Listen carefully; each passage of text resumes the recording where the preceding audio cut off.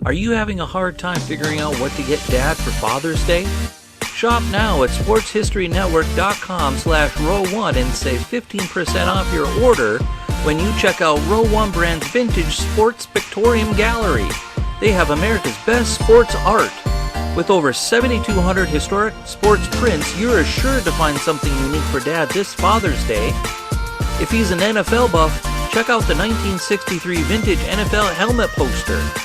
Shop now at sportshistorynetwork.com/row1.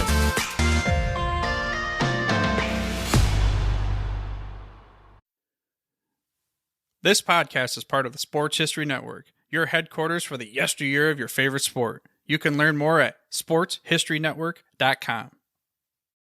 Hello, old sports, and welcome to the Hello, Old Sports podcast on the Sports History Network.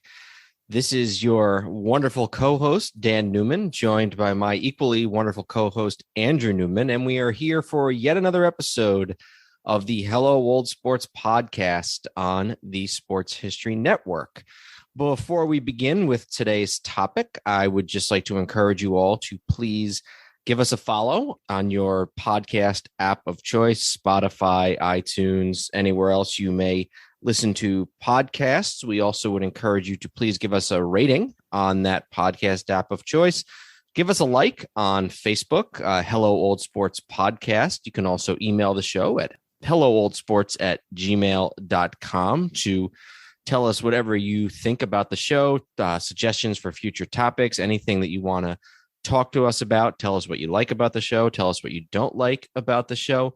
And of course, we have a number of great podcasts other than ours on the Sports History Network. So we'd encourage you to check out some of those other great shows on the Sports History Network. You can check those out at sportshistorynetwork.com.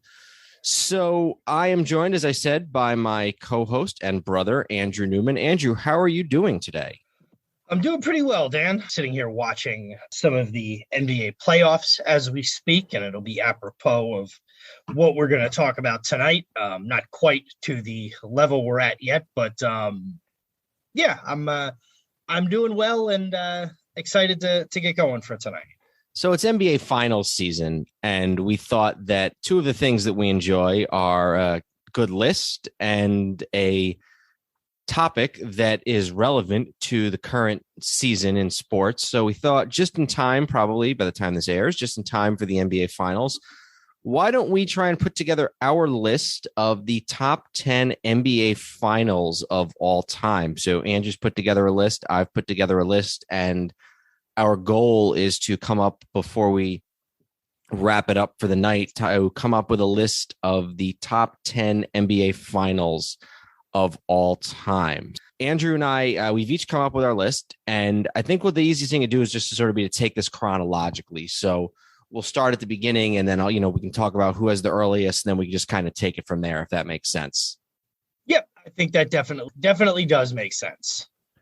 All right. So which is of your list? What is and I know you said that you had a list that was maybe more than 10, and we're hoping to whittle it down a little bit before we got to our final list. What was the earliest NBA Finals that you had?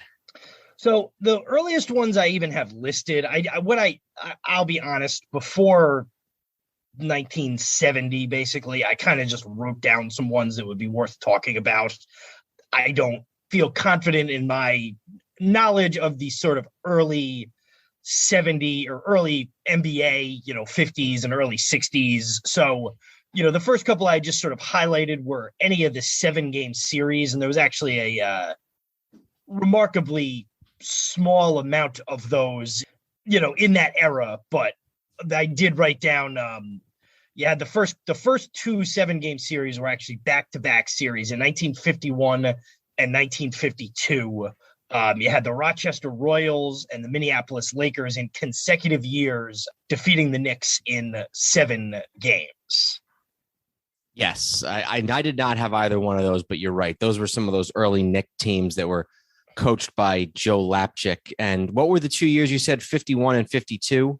Those were the first 2 years of 7-game season, of 7-game finals. Yeah, there'd been 5, 6, 6, and 6 before that. So 51 and 52 were the first 2 7-game series. Yeah, 52. Lakers beat the Knicks in 7 games, beat them in game 7 in Minneapolis. This was back when the Lakers were still in Minnesota. They didn't move to LA until the early 60s.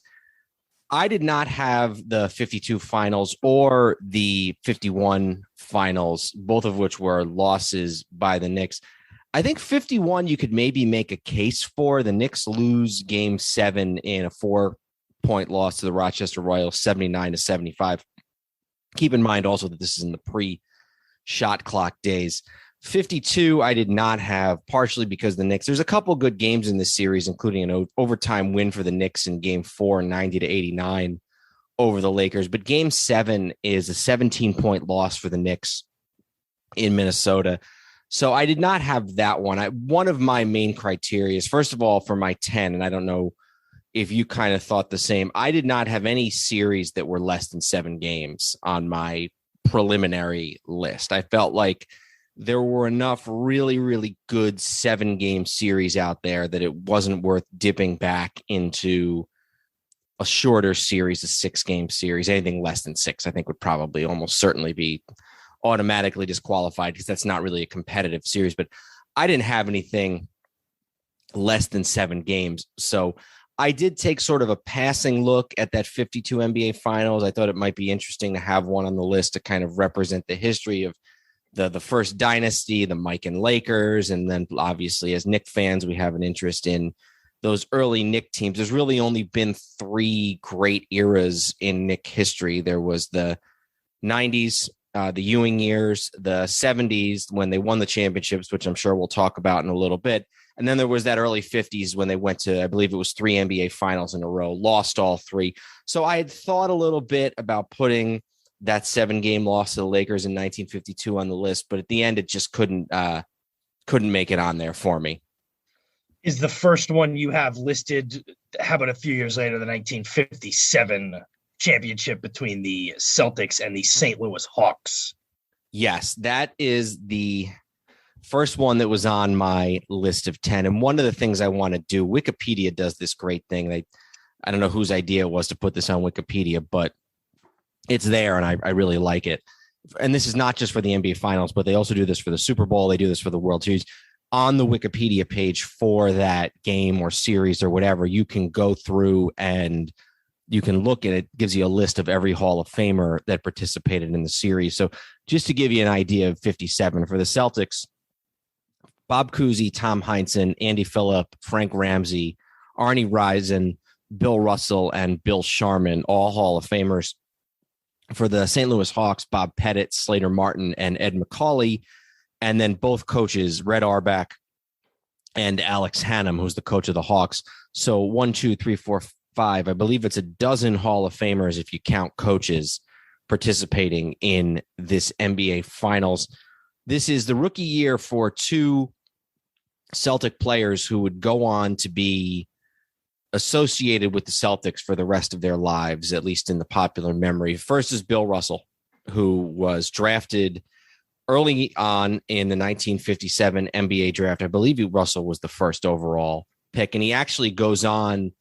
Russell actually was slated to be drafted in the slot that was owned by the St. Louis Hawks, who had the, I just want to make sure I have my facts straight here. I'll just bear with me for 1 second here. In the 1956 NBA draft, Russell is drafted by the St. Louis Hawks, but there are concerns with St. Louis being a somewhat southern city, still suffers, not that Boston doesn't, but still suffers from a lot of racial issues. So the Rochester Royals pick first.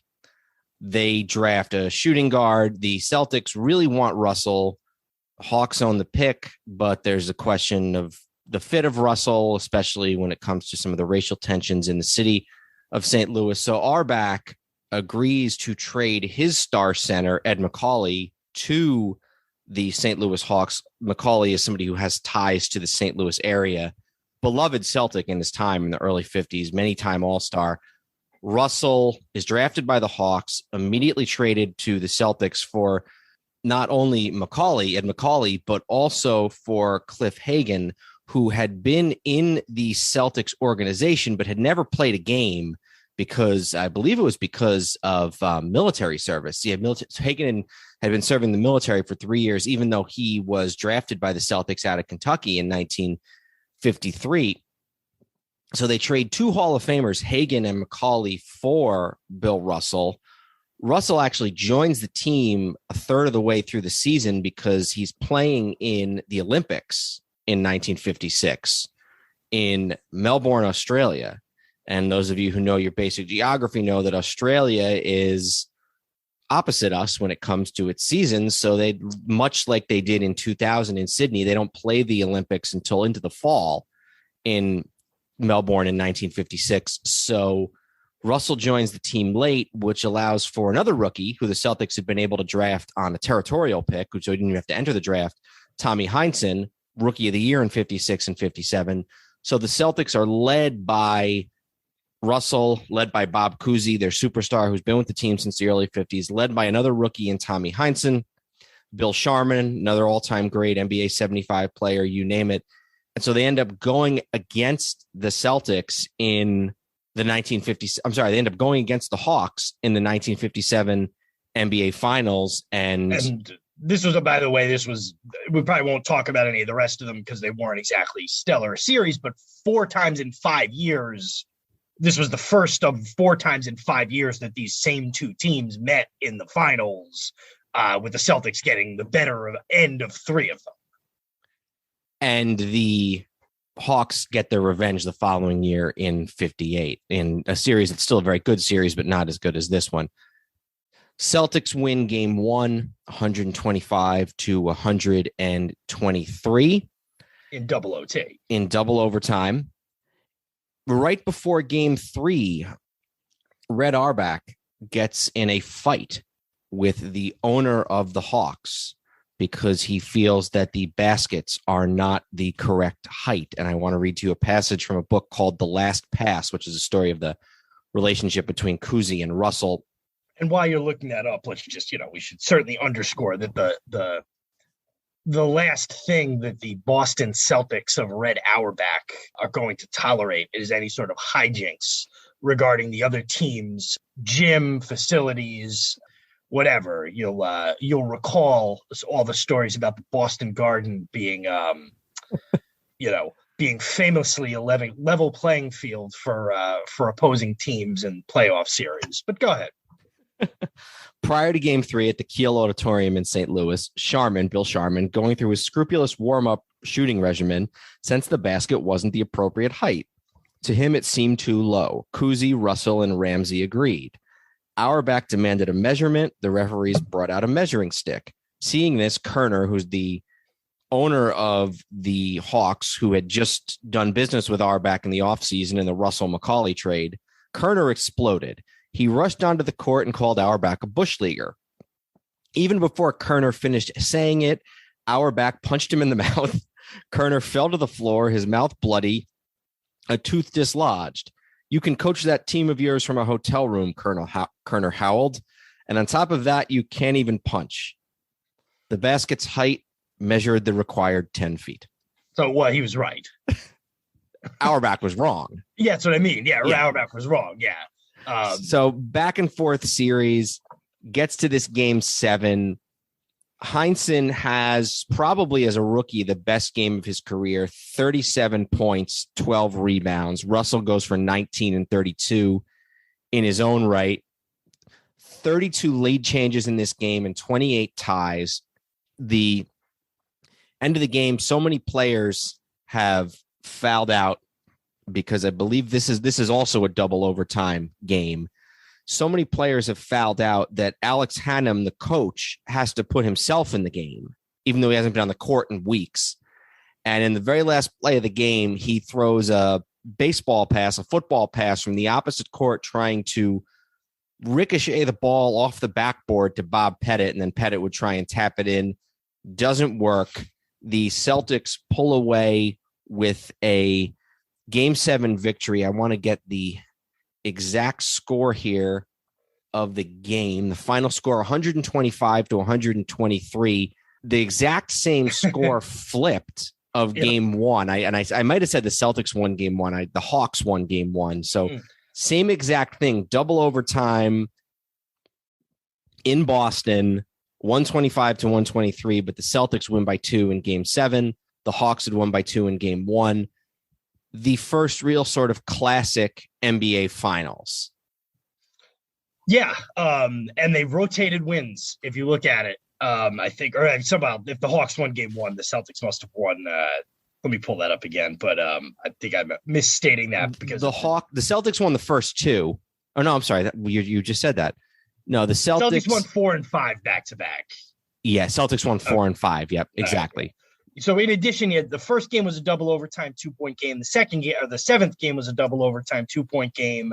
You also had game 3 that was decided by 2 points, and game 6 that was decided by 2 points, and then interspersed in there. Well, yeah, and then game 4 was a 5-point game. And then each team had the Celtics had a couple of blowouts, but the first ever game 7 of the, or not the first ever, but it's got to be the first game 7 that ever went into overtime, let alone double overtime, and still one of the select, few that's happened in. I would think you'd probably be right about that. So why don't we put that on our list of nominees, and we'll take it from there. Where did you go next? What was your next one? Well, so 60 did the same 2 teams again, was another 7-game series, which the Celtics won. But I think 1962 is sort of the next natural place when the first matchup of the Boston Celtics and the now Los Angeles Lakers. Obviously, they played a few times before, but it's between the last time they met in 59 and now in 62, the Lakers have gone out west.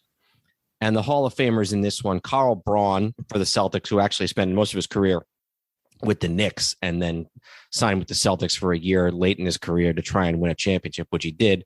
Bob Cousy, Tom Heinsohn, the Jones brothers they're not actually brothers, but are both on the team by this point. Casey Jones, Sam Jones, Frank Ramsey, and Bill Russell. That is 7 Hall of Famers on the Celtics. Lakers with but 2, but they're 2 really good ones, Elgin Baylor and Jerry West. Red Auerbach, as coach of the Celtics, is in the Hall of Fame, and 2 of the referees in that game, Earl Strom and Mendy Rudolph. So another Hall of Fame packed NBA finals. It's actually interesting too. Earl Strom, he had an identical brother named Dave Strom, who was also an NBA official, who at one point there was some controversy where one of them was supposed to be reffing the game and the other one was there, and turned out to have been some nefarious dealings, and one of them was suspended, but then no, that's all incorrect. That is Earl, and I figured that would get cut out. So I was going to let you tell the whole story. That was Earl and Dave Hebner in WWF in early 1988. Something totally different. This series, another 7-game series, another overtime series. The Celtics win 110 to 107 in overtime in game 7. The Celtics have to win the last 2, including game 6 in Los Angeles. The teams are still going back and forth for games 5, 6, and 7. So game 4 is in Boston, game 4 is in LA, game 5 is in Boston, game 6 is in LA, game 7 is in Boston. They're still going back to back with for a lot of these, only a day off in between. So they play Saturday in Boston, Monday in LA, and then Wednesday back in Boston. That doesn't change until the late 80s, the mid 80s, I guess would be more like it. Game 3, Jerry West has a game-winning steal and layup to put the Lakers up 2-1 in the series. Celtics tied in game 4, but then in game 5, the Lakers win 126 to 121 behind 61 points from the great Elgin Baylor. In game 7, the Lakers I want to get the exact sort of play-by-play here.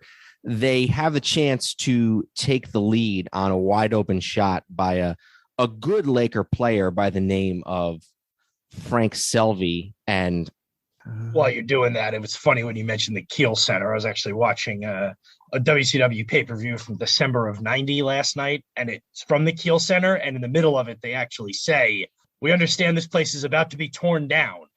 And it was only open another like 3 months, and then they tore it down. So it was kind of interesting to hear them talking about that.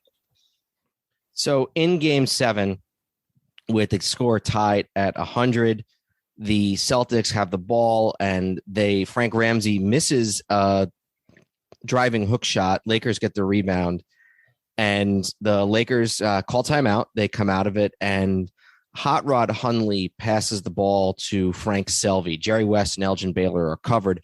Frank Selvey, who they say never misses, shoots a jump shot, and he has a wide open shot, an 8-footer, and it hit the rim and fell away. And that was the Lakers' chance to win a title, and they blow their chance. Celtics get the rebound.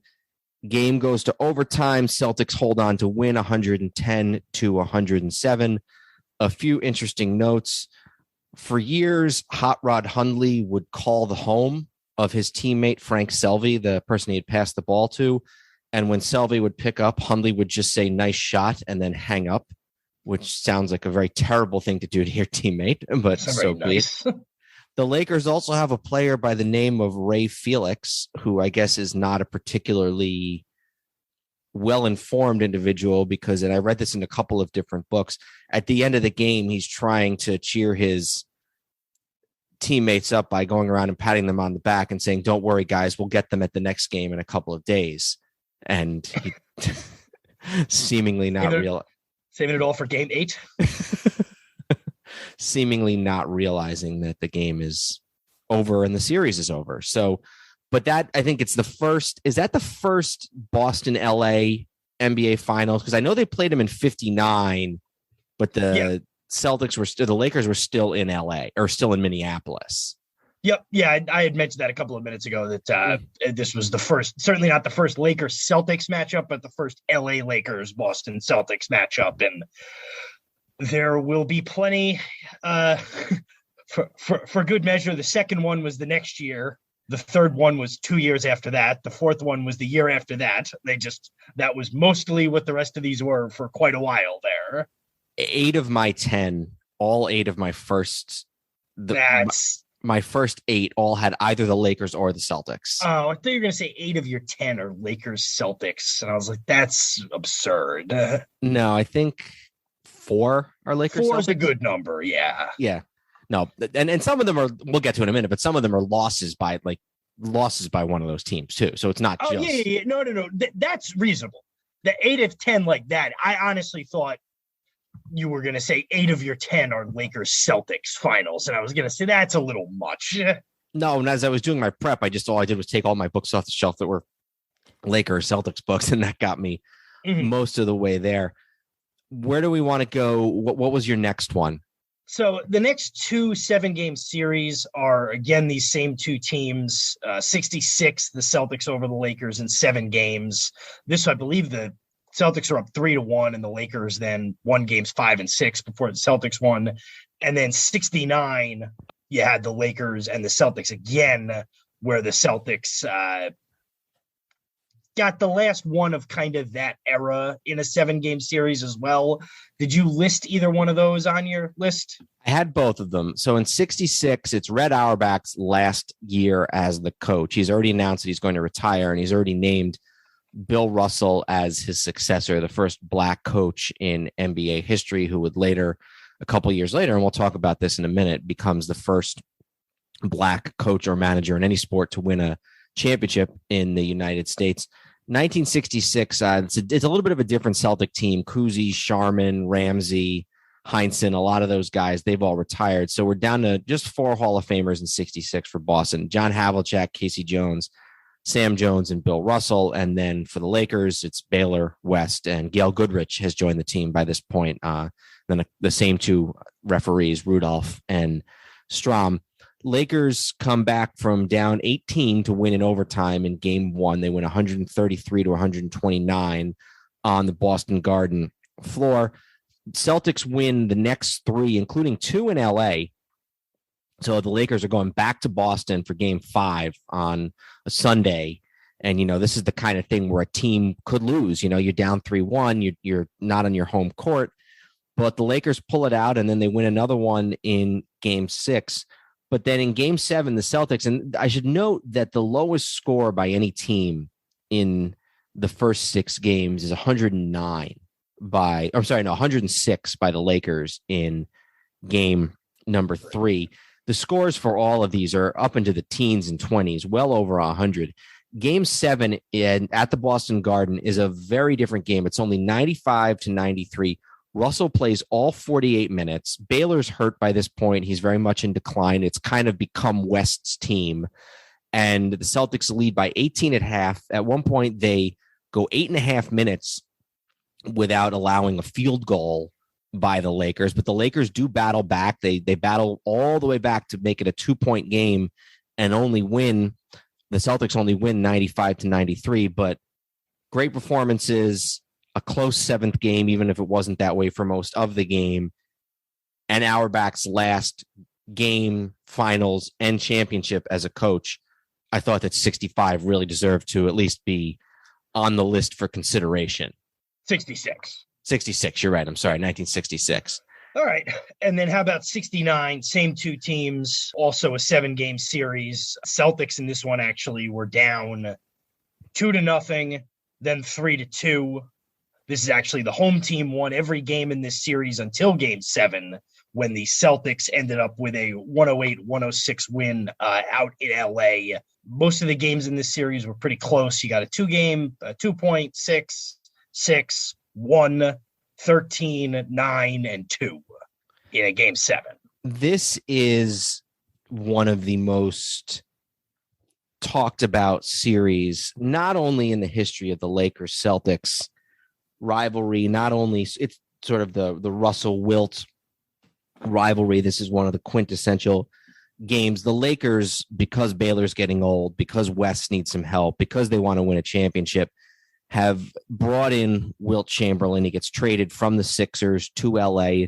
Wilt Chamberlain's career, and we haven't talked a lot about Wilt Chamberlain on this podcast, maybe a little bit when we did the Tom Gola episode, but Chamberlain's whole career consisted of going back and forth from Philadelphia to California. So he started with the Philadelphia Warriors, and he went out to San Francisco when the Warriors moved out there.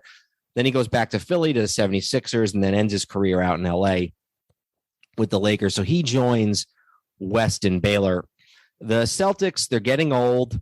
They still have Russell. They still have Sam Jones. KC Jones is retired by this point, but they still have Havlicek. Havlicek plays well into the 70s.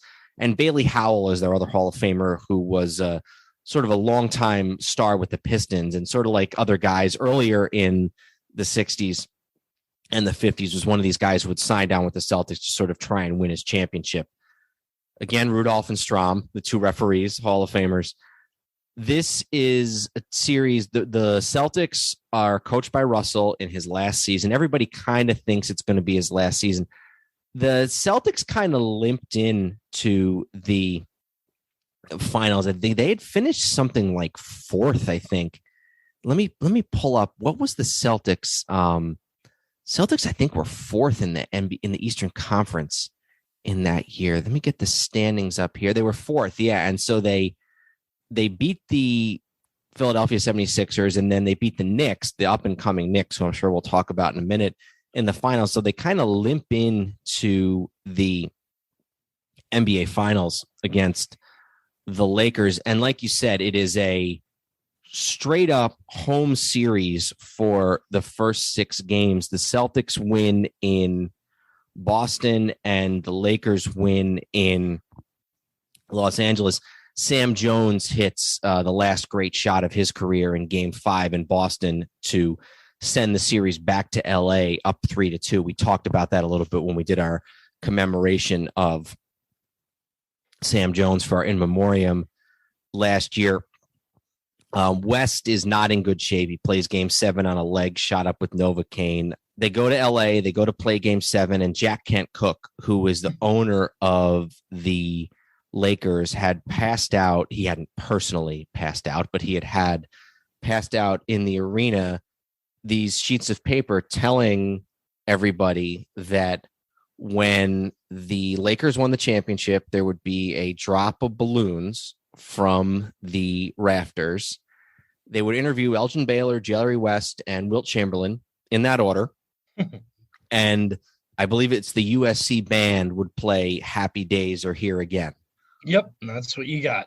Russell gets a hold of this and he goes to his team. Again, keep in mind, he's the coach and the leader on the court. This is not the days of 9 assistant coaches either. It's just him and his guys, maybe a trainer or something like that. And he says, guys, wouldn't it be fun if they let out these balloons one at a time? And the Celtics get out to a big lead. What was the score at halftime of this game? Celtics lead 91-76 after the third quarter, 59-46 at halftime. So they're sort of comfortably ahead for most of the game. With about 5 minutes left in the game, Wilt Chamberlain takes himself out of the game. He kind of bangs his knee, grabbing a rebound, and he sits on the bench. Well, his backup center, a guy by the name of Mel Counts, is in the game. Lakers cut it to win within 1 point. Chamberlain tries to go back in the game, and the coach is a guy by the name of Butch Van Bredikoff, and he tells Chamberlain, no, we're playing better without you, and he refuses to put Chamberlain back in the game. There's this epic shot where the loose ball gets knocked to Don Nelson, who is somebody who everybody would know later as a longtime coach in the NBA. I believe he was actually the winningest coach in the NBA up until very recently, which is odd. That sounds right, yeah. I think Popovich just passed him. He's the winning coach of all time, but he's got a losing record or something like that. It's crazy. But so the ball goes to him at the foul line, and he shoots this shot from the foul line, hits the back rim, and bounces up what they say is 15 feet. It's probably more like 7 or 8 feet. Here's what he says. He says, it was the luckiest shot I ever made in my life. Chamberlain came out of the game. They started making this comeback. Havlicek makes a move. Somebody from behind hits the ball, and it came right to me. I grabbed it. I shot it very poorly. It takes a crazy bounce, and it goes in. I was in the paint right around the foul line. This puts the Celtics up by 3. They hang on. West is so upset that he contemplates retiring. And he, by the way, had been very upset when he went out and saw the balloons at the beginning of the game. I think he was not happy with Jack Kent Cook and, kind of knowing that, the Celtics are going to see this too. And this is probably not going to be great from a motivation standpoint. And he and Baylor are both so frustrated because they're the ones who've kept losing to the Celtics all these years, and they can finally taste it. They finally maybe have what's definitely the better team, and they don't want to do anything to tempt fate. But they do. Boston wins. Russell rides off into the sunset. It's probably the greatest non-Yankee dynasty in American sports history, American professional sports history, from 57 to 69. You're making maybe Montreal. Let's see what Montreal. Yeah, maybe. I mean, as I was saying that, I'm like, I'm not sure, but probably because they won 8 straight. 8 straight and you have to put them second. 8 straight and 10 and what did they? Russell won 11 and 13. They won 8 straight and 11 and 13. That was what it was, because they won 1, lost to the Hawks, won 8. Then there was a year they missed the finals. Then they won 2 more, and Russell rides off into the sunset. So 1969, another classic finals. Van Bredikoff gets the axe, and something tells me that we don't have to go very far to talk about the next one that might be on the list. Yeah, enough of all that crap. Let's talk about some actual, enough with the Lakers and the Celtics. All right, so 1970. The first modern NBA finals. Fine. And this is the Knicks and the Lakers. The Knicks are back in the finals after their couple of Game 7 losses in the early 50s, a couple of finals losses. This is you want to talk about Hall of Famers. On the Lakers side, you got Baylor, Chamberlain, Jerry West, Holtzman for the Knicks as the coach, and then Willis Reed, Bill Bradley, Dave the Busher, Walt Frazier, and Phil Jackson, who's really there as he was barely even on this team. He was hurt the whole year, right? He was hurt the whole year. He did a lot of photography, taking pictures and stuff. So the photography. But anyway, so the Knicks, you mentioned the Celtics were able to hold them off in the Eastern Conference Finals the year before. The Knicks go into 1970 as they were the number one seed. They defeated the Baltimore Bullets in a 7-game series in the first round. But Boston did not even make the playoffs, did they, huh? No, I don't know who the coach was that year. I don't know if they went right to Heinsohn for the Celtics or whether there was somebody in between. And then on the other side, the Knicks beat Milwaukee. That was the Lou Alcindor Milwaukee Bucks in the division finals to get to the NBA finals, where they meet the Los Angeles Lakers. That's an interesting series.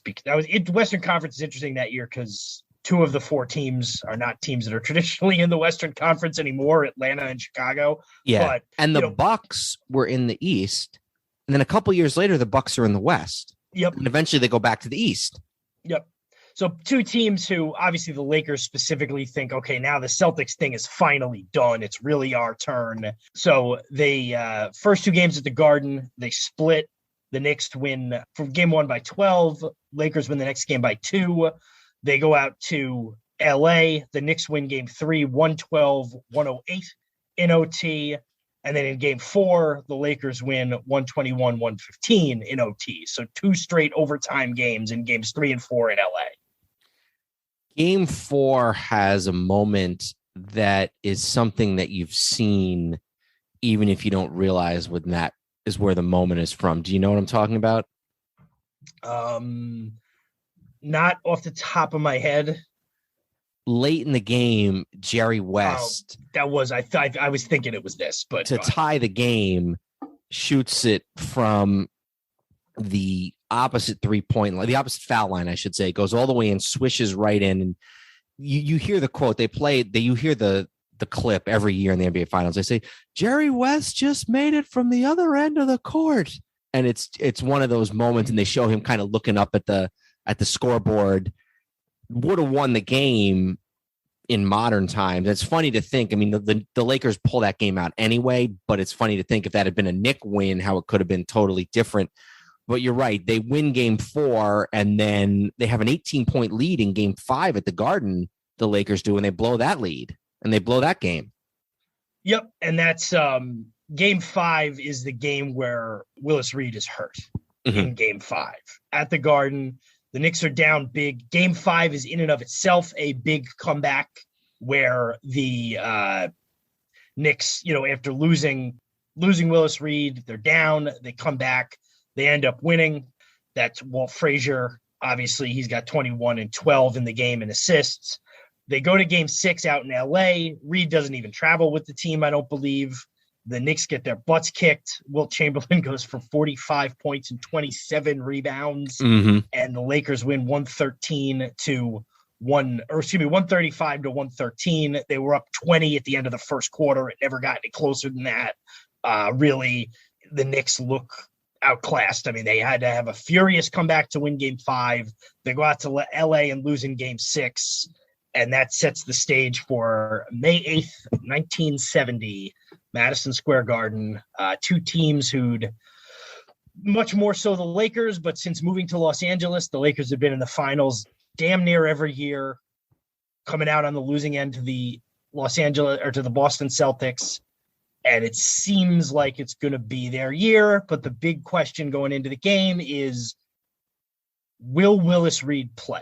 Is Willis Reed going to be able to play in game 7 for the Knicks?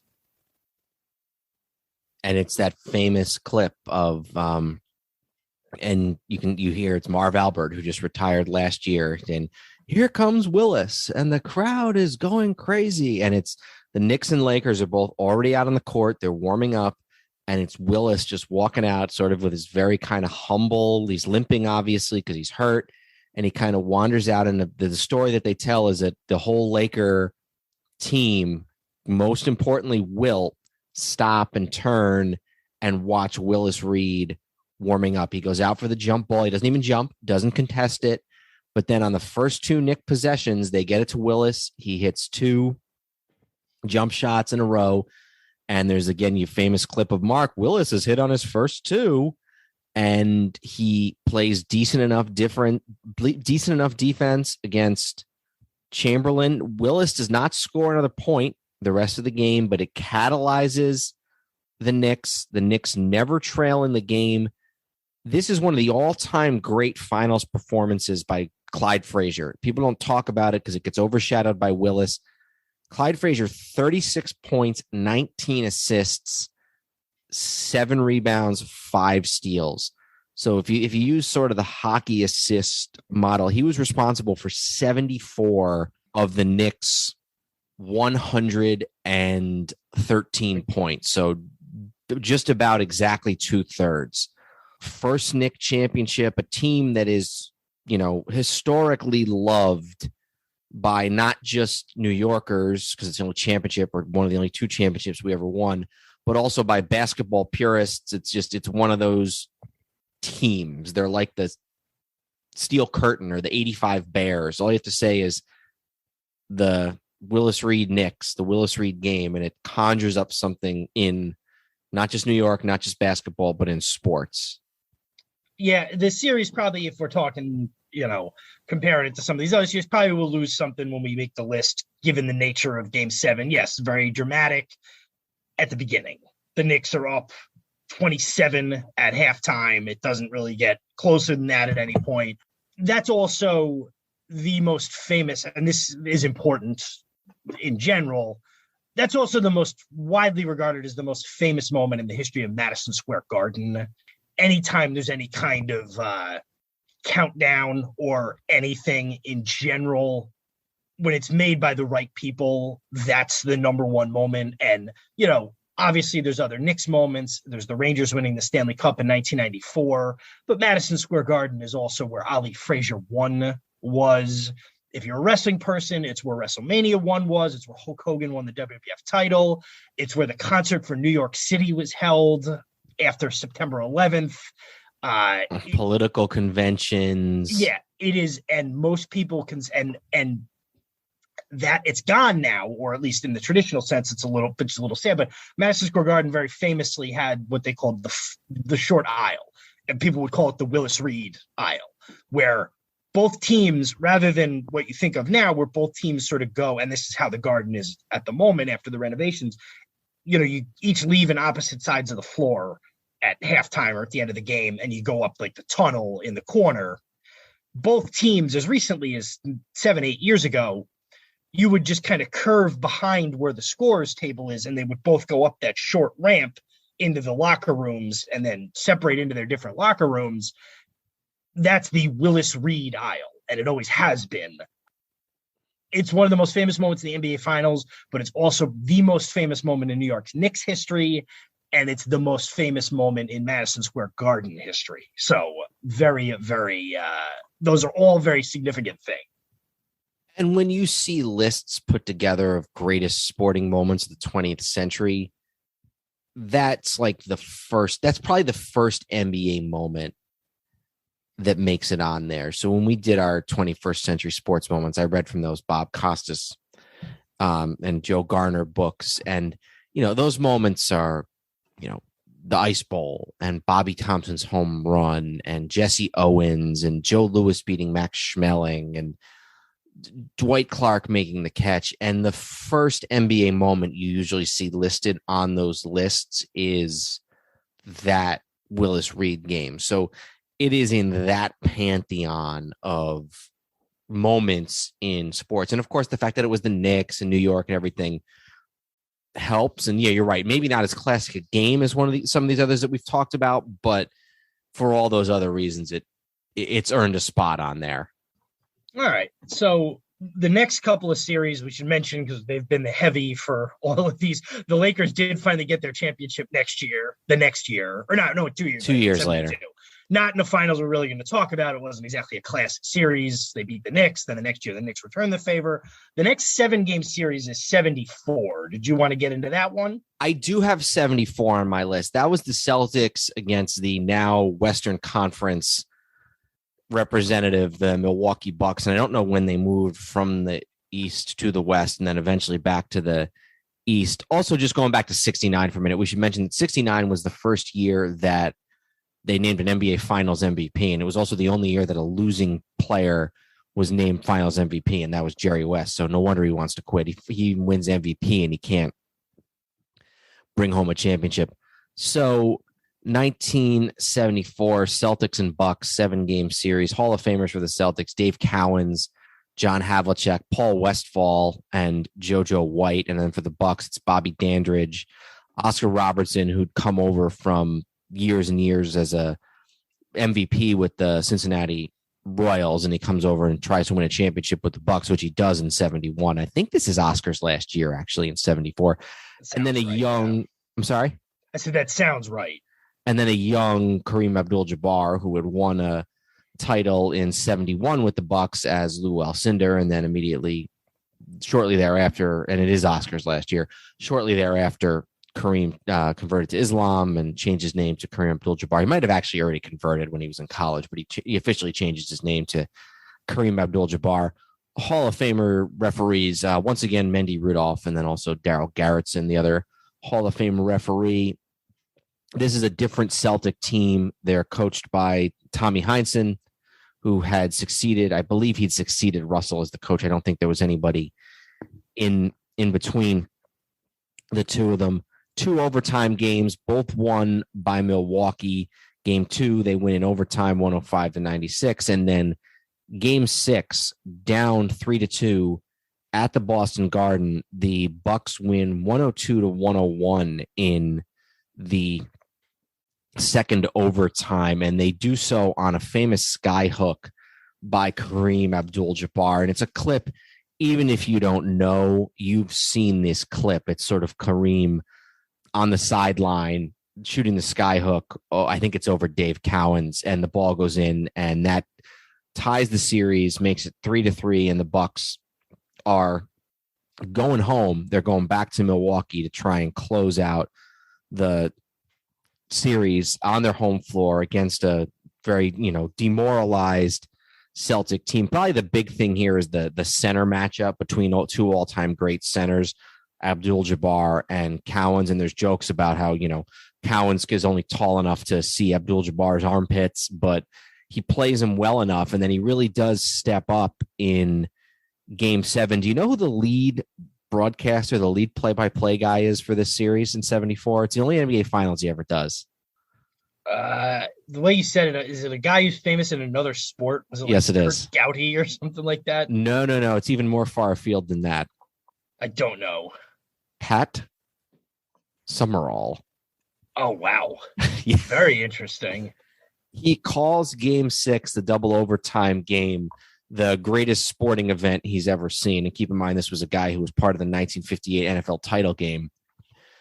So a win for the Celtics, the first win in the post-Russell era. The leader of the team is really Dave Cowens. Havlicek is obviously an all-time great in his own right, but Cowens is the emotional and spiritual leader of the team. And he's so excited after the game that they win to win their first title, to win his first title. And this is how he tells the story. We were in Milwaukee and we came back after the game. When we got back, a crowd met us at the airport.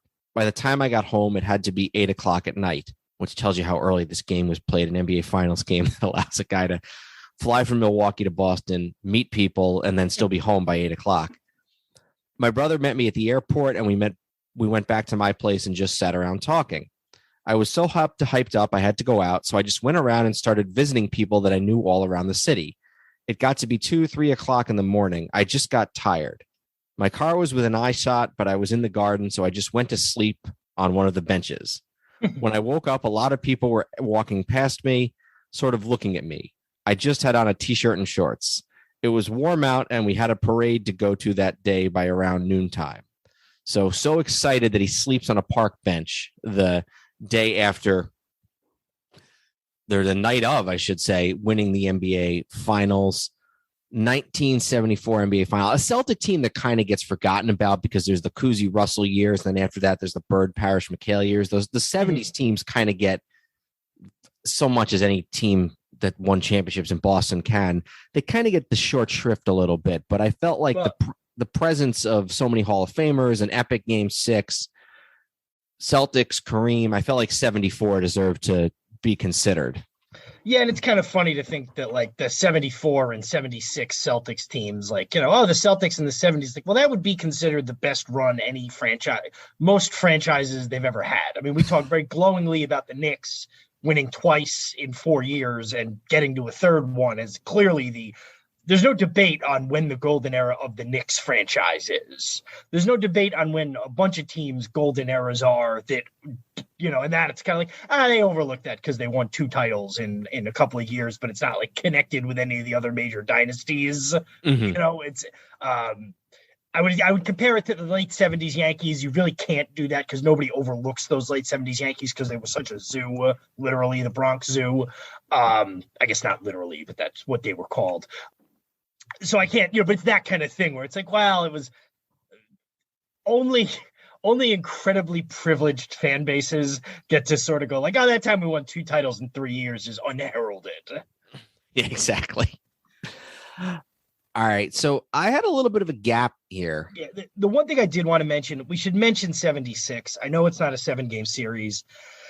I think I only have one that I'm going to list or talk about that didn't go 7 games, but, my rule is sort of like, I can't put a 6-game series on any kind of list, whether it's World Series, finals, anything, if it wasn't tied at 2.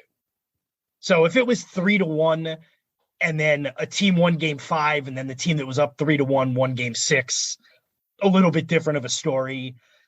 76 to me, at least, again, it's the Celtics, but it's the Suns. And the reason I don't think this would belong, probably even if it went 7 games, but, you got to mention, you got a game 4 where and again, the Suns, who are the Suns? Coming out of nowhere. How many years had they even been in the league? 5 or 6? Probably. They win game 4 to tie the series 109-107.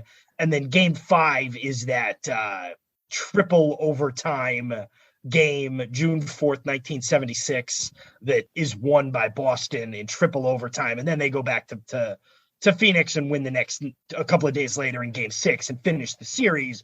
But, obviously 2 of the best 6-game NBA finals, and including one we'll be talking about in a little while, involve the Suns. And that game 6 or that game 5, I should say, that's just a story in its own right.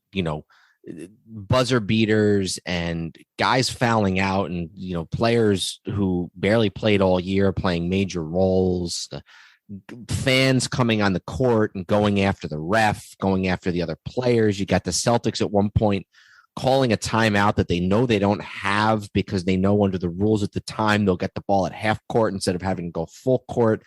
So just a crazy teams. And actually Paul Westphal, who'd been on the Celtics 2 years ago, had been traded to the Suns for Charlie Scott, who was now with Boston. So there's just all sorts of crazy stuff. That's another famous thing you hear is Brent Musburger saying, we got a 3rd overtime in the Boston Garden. So, yeah, maybe not an all-time great series, but maybe the greatest NBA game of all time in 1976.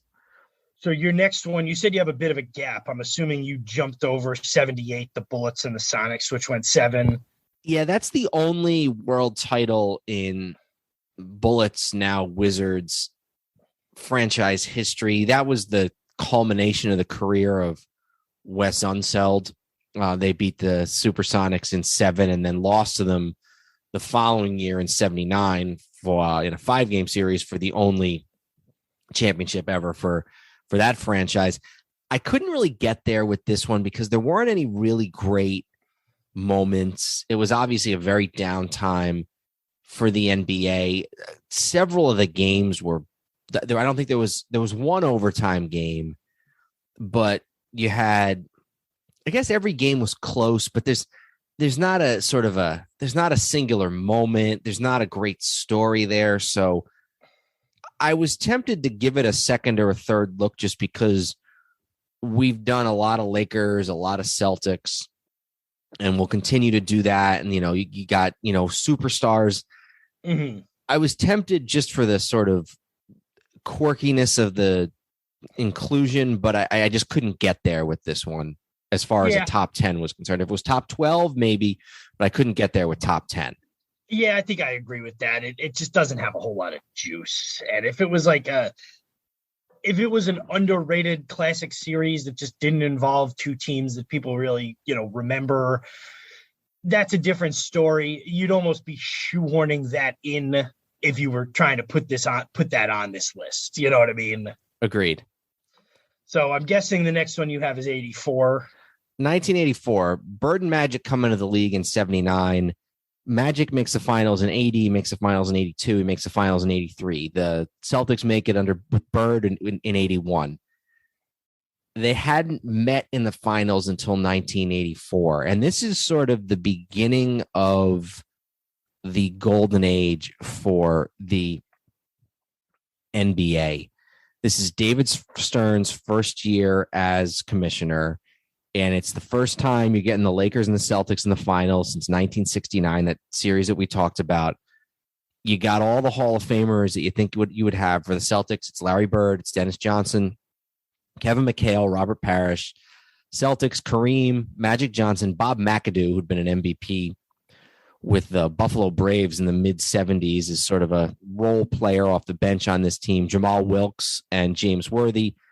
Both coaches are in the Hall of Fame. Pat Riley, obviously, and Casey Jones, who was in the Hall of Fame as a player, but is the coach of the Celtics.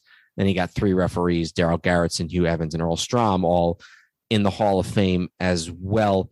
The Lakers go up 2-1 on the Celtics, and it feels like it's slipping away from Boston. And I don't know, before I get to game 4, I don't know if you had anything that you wanted to add about the sort of the story in general. No, I think you're setting the stage accurately. I mean, it's easy to sort of look back, and I will be honest, I'm very guilty of these all kind of blend together for me. 84, 85, 87. I kind of just go like, all right, but this is, at the time, this is a new matchup. They hadn't played in 15 years. It was totally different teams. They'd sort of circled each other the last few years. It's the two guys who played the national championship in 79, but it's also still, I guess by 84, would you have said it's Magic's team? I think they're on the cusp. Yeah, because, I mean, there's no doubt 80 is still Kareem's team. And I don't think there's any doubt 82 is still Kareem's team, right? Yeah, and I think by this point, some of the guys, Norm Nixon, who he'd competed with for the point guard job in the early 80s, is gone. He forces out Paul Westhead in 81, 82. And, Riley's the coach. I think if it's not Magic's team by this point, it's getting very, very close. Kareem is 37 years of age, I believe, in this finals. So, yeah, it's getting there. Mm-hmm. Absolutely. So the Lakers win 2 of the first 3, and Bird, after a game 3 loss where they lose by 33 points, 137 to 144, says, until we get our hearts where they belong, we're in trouble. We're a team that plays with heart and soul, and today the heart wasn't there. I can't believe a team like this would let LA come out and push us around like they did. We played like sissies. And so Celtics players, including Kevin McHale, they come into game 4 and they basically say, we got to foul somebody hard. And they have the opportunity to do that.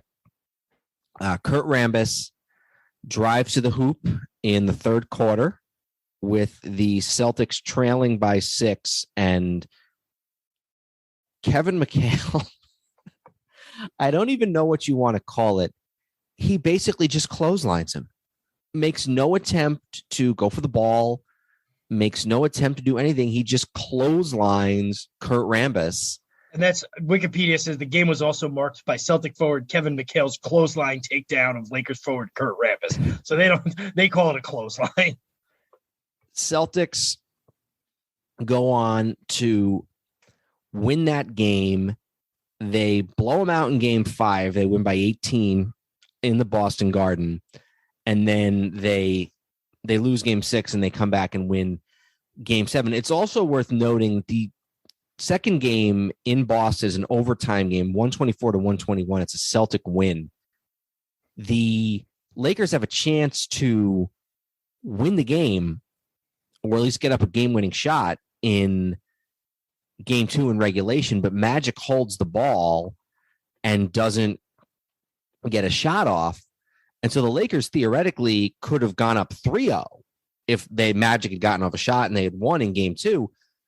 And so Celtics win game 7, Celtics win game 6, or I'm sorry, Lakers win game 6, Celtics win game 5, Lakers win game 6. Let's talk about game 5 though real quick. That was the game where we had talked about before, certainly the Celtics wouldn't do anything untoward. No air conditioning in the game. June 8th, 1984. 97 degrees in the Boston Garden. A referee passed out. And Kareem's on the sideline sucking an oxygen tank. And this is also the last series of the 2-2-1-1-1 for 20 years. After 84, they went to 2-3-2. That's more than 20 years. I mean, they just changed that back a few years ago, didn't they? 2014. So 30 years. 30 years. Yeah, 30 years. Yeah. They win game 5 thanks to the conditions.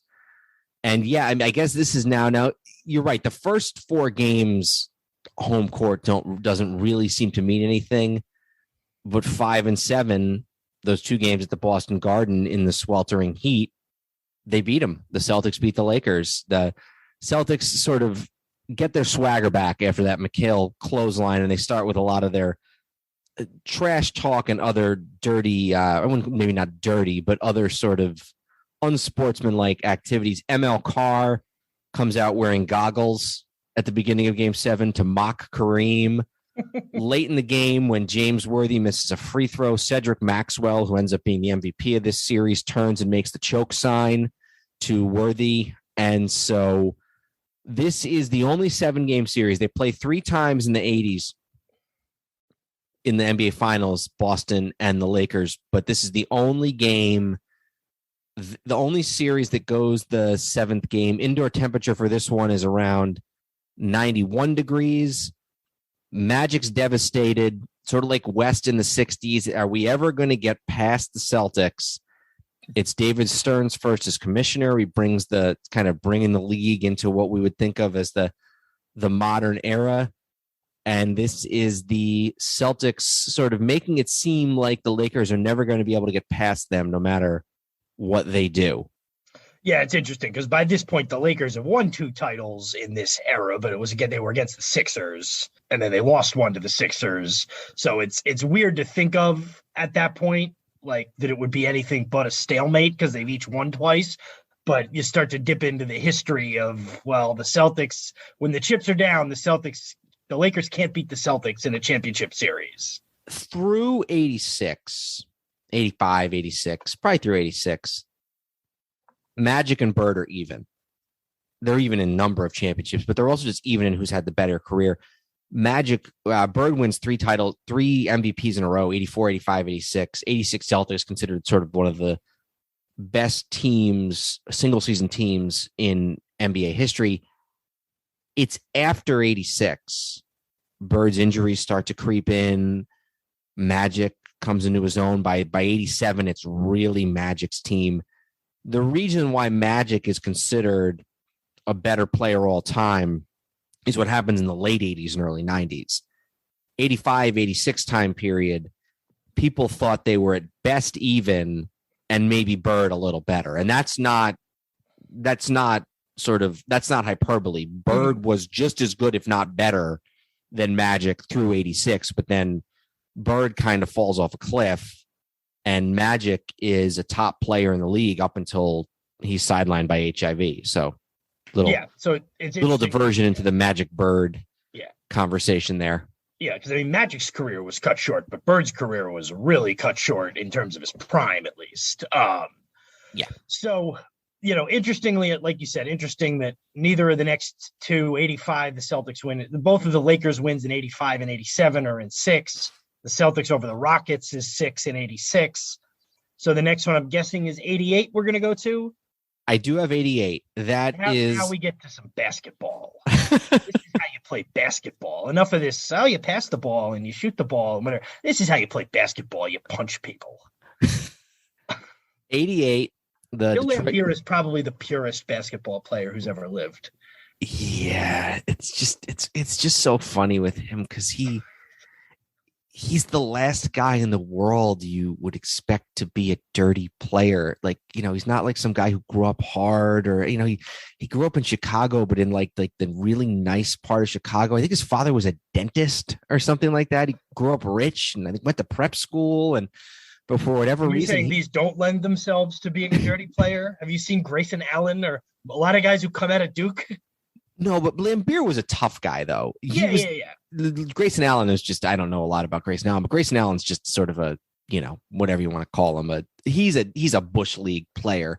Lambeer was just a guy who wanted to fight. He would do Bush League things. Like a guy'd be trying to post up on him and Lambeer would push down on his pressure point on the back of his leg or the back of his neck. Just, mean stuff. The Pistons in 88 finally get past the Celtics in the Eastern Conference Finals. They go to their first NBA Finals. Another quick look at the Hall of Famers. Both coaches, Daly and Riley, are in the Hall of Fame. Lakers only 3 at this point. McAdoo's gone. Wilkes is gone.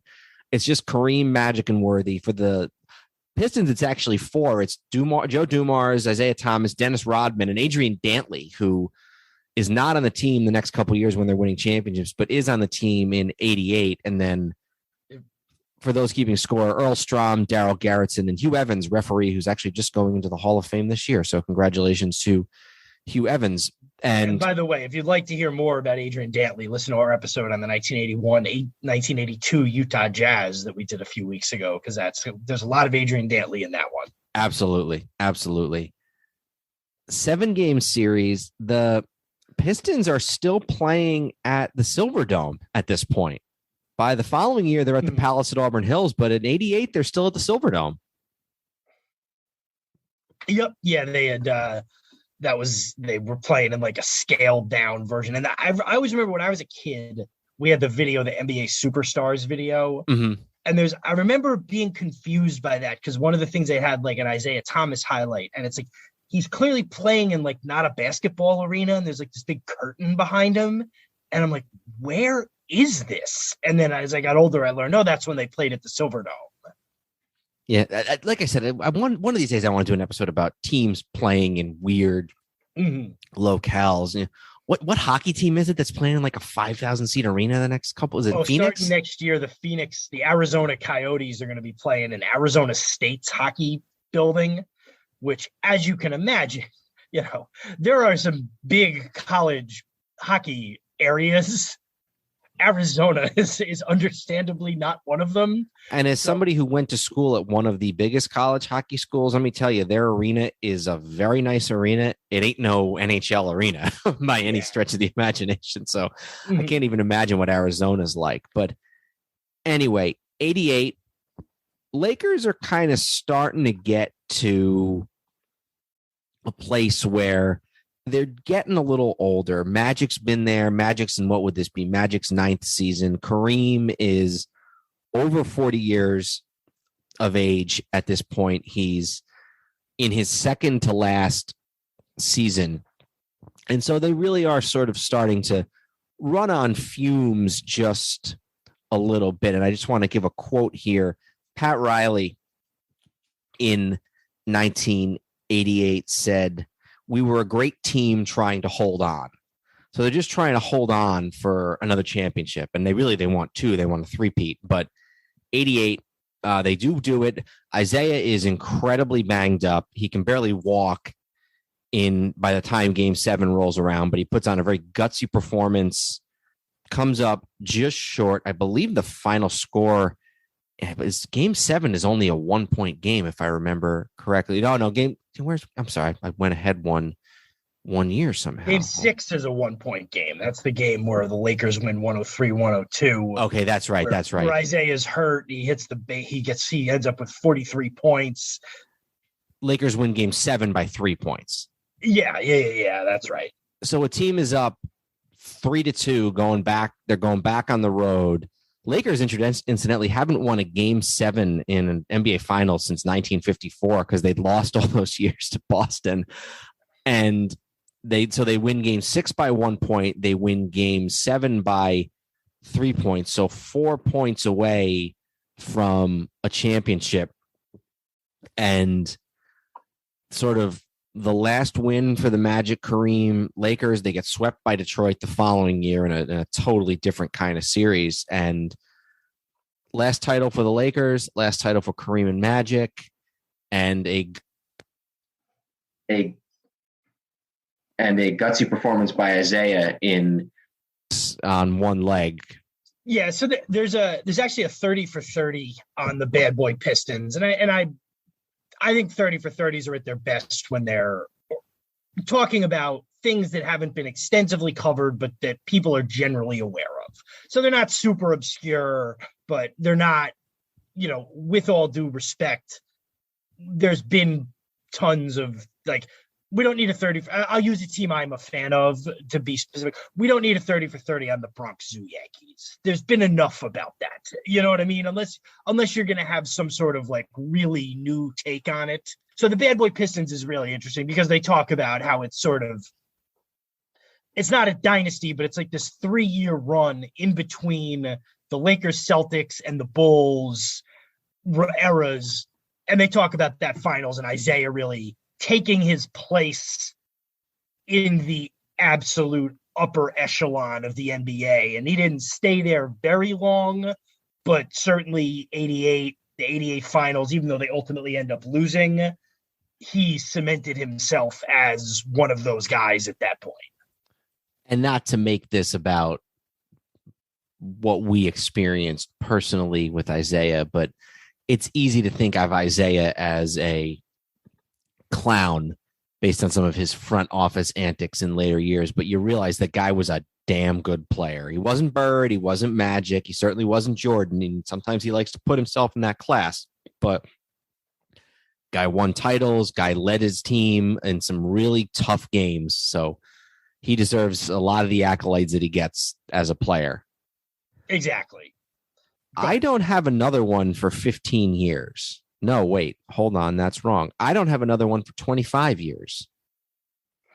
So I don't know if I agree with any of that. We're going to have to talk about some of these here. So 93, Suns Bulls. It's not a 7-game series, but again, it's a phenomenal series. It's the Bulls going for a three-peat. It's the Suns, their first year with Charles Barkley. He's the MVP of the league. The Bulls win games 1 and 2 in Phoenix. There's the very famous clip of, I don't know if it's very famous. It's very famous in my apartment, of Bob Costas. When they come back for game 6, they cut to a clip of the week before game 2, where Bob Costas says, to put it bluntly, if the Suns don't find a way to win tonight, it's very hard to imagine we'll be back here 1 week from tonight in Phoenix. Mm-hmm. They go to Chicago with the Bulls. They're the 2-time defending champions. They're 2 wins from a championship. The Suns win game 3, 129-121 in triple overtime to avoid going down 3-0 in the series. Suns are the only team to be involved in 2 triple overtime games in the NBA Finals. The only franchise, and Paul Westphal played a key role in both because he's coaching the Bulls by this. I'm sorry, he's coaching the Suns by this point. The Bulls win game 4. Before game 5, Barkley says, we need to win to save the city, a reference to the anticipated riots if Chicago won the championship that night. And that was a weird thing that happened a lot in that time period. It didn't happen in Toronto or Detroit or something when the hockey team won it. That was a huge thing in Dallas, I think, too. For whatever reason, that was a big thing in the 90s when they would just riot when the team won the championship. It doesn't really happen anymore. And it never really happened before, 1991. But for 3 or 4 years, it was let's burn down the city because we won a championship. I mean, there's levels to what you consider a riot. Those ones were all certainly the worst. I've seen, excessive partying to the point of damage to public buildings and stuff in some of these cities in the last several years when championships were won. Not to pin it on Philly, but the Eagles, the city of Philadelphia got a lot of attention for during that playoff run when the Eagles won that championship a few years ago, of greasing all the poles in the city so that people couldn't climb up the municipal poles. Yeah, and guys were eating horse shit and everything, literally. But that was but no, and I'm not. The ones in the 90s were a lot worse. This is like something you'd see as like a protest. Yeah. Except what they're protesting is their team won the championship. Yep. So the Bulls or the Suns do manage to win Game 5, 108-98. So they, against all odds, have taken the last two games, 2 of 3 in Chicago. Was Game 5 the last game ever at Chicago Stadium? No, they played the next year. They played the following year, 93-94. They played there. 93-94 at the Madhouse on Madison. Game 6 back in Phoenix. This is one of the first games I ever remember watching live. I remember this game. And this was at the very end. John Paxson hits the game-winning 3-point field goal to give the Suns, or to give the Bulls the win in 6 games, 3 straight championships. I think the thing you have to realize is that Barkley was languishing in Philly. Mm-hmm. He gets drafted the same year Jordan gets drafted. His first couple of years, he's got Moses, he's got Doc, he's got Cheeks. They're good for most of the 80s, and they're not bad into the 90s. I remember them playing some good games against the Knicks, but by like 92, they're not a good team. He's kind of sour. He's gotten fatter. He's had some off-the-court issues, getting in fights and stuff, and he goes to Phoenix, and he's rejuvenated. He's the MVP. I mean, he's not Jordan, and nobody's Jordan, but he's not. If he's not the best player in the league that year, he's at least the second best to Jordan. So, yeah, if this series goes 7, if Paxson misses that shot, even if the Bulls win by 40, I feel like it still probably maybe gets onto the list. But as a 6-game series, it's kind of it's hard to make that push. And you do not have 94 with the Knicks and the Rockets? I couldn't do it. Maybe it was just because the Knicks lost, but that also was not a great series from a basketball point of view. And I'm not saying they all I don't know. have. Can we really get into that? Can we really say, if because it was a low scoring Game 6 was decided by 2 points. Game 7 was decided by 6 points. Every game was decided in single digits. Can we really, because it was scores in the 80s and I don't know. I mean, I'm not necessarily saying it would go in the top 10 when this is all said and done, but you've not glossed over too many 7-game series here. Are we really going to say it wasn't a thing of beauty, since like aesthetically it wasn't? No, I haven't glossed over many 7 games, but there haven't been that many either. Since 57, I think I might have left out one of the Lakers Celtics, and then I left out 78 with the Bullets. I don't discount this series. There's no overtime games. There's no sort of memorable moment. I guess the Akeem block on Starks in Game 6 is maybe the big moment. What do you consider the memorable moment? I know you get tired of this, but we literally just talked about the most famous moment in Knicks history being a guy walking onto the court. If you cannot with a straight face say there was not a memorable moment in the 1994 NBA playoffs. In the 1994 NBA Finals. What was it? Game 5. Oh, the OJ stuff? The whole thing, yeah. Oh, but that's not basketball, though. So then Willis Reed doesn't count. Come on. Something happening during a game is not the same as a player playing through injury. But listen, I'm not saying this would be on my top 10. Certainly, we have to get every Lakers Celtics series in there. I just think it's a little too hand wavy to say, oh, it doesn't matter because there were scores in the 70s and 80s. Every game was close to a certain extent. There's a lot of drama to it. The Knicks' second best player had one of the worst games of all time in Game 7. The Knicks still almost won that game. It didn't feel like they were ever going to win the game, but they still did almost win the game. Game 6, the Knicks were about to theoretically win a championship on a shot that got blocked. Yeah. Well, that was what I said. That's the one sort of moment is Akeem blocking Starks in Game 6. So I'm putting it on the list for now. I don't know if it's going to end up in the top 10, but I'm putting it on the list. Okay. So none of the next few. I can't get there with 98 because of the rule I said, which was I can't get there. The Bulls were up 3-1, including a game where Utah scored 54 points. That's right. That's right.